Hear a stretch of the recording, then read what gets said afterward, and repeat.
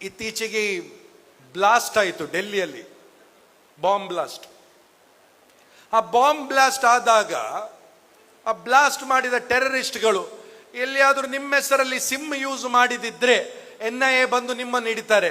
ಎಲ್ಲರೂ ಓಪನ್ ಮಾಡಿ ನಿಮ್ಮ ಫೋನಲ್ಲಿ, ಗೂಗಲಿಗೆ ಹೋಗಿ ಟ್ಯಾಫ್ಕಾಪ್ ಅಂತ ಬರೀರಿ, TAFCOP, ಟ್ಯಾಫ್ಕಾಪ್.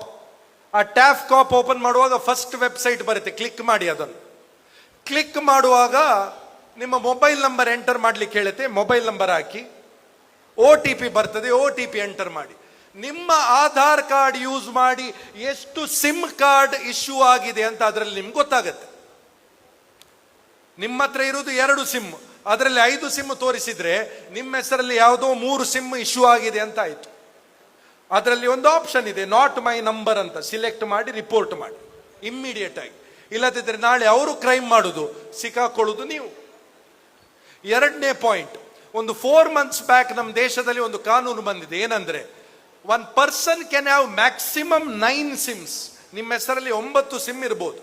ಮೋರ್ ದೆನ್ 9 ಇದ್ರೆ 2 ಲಕ್ಷ ಫೈನ್. ಯಾರೋ ನಿಮ್ಮ ಹೆಸರಲ್ಲಿ ಸಿಮ್ ತೆಗೆದು ನೀವು ಯಾಕೆ 2 ಲಕ್ಷ ಫೈನ್ ಕಟ್ಟಿ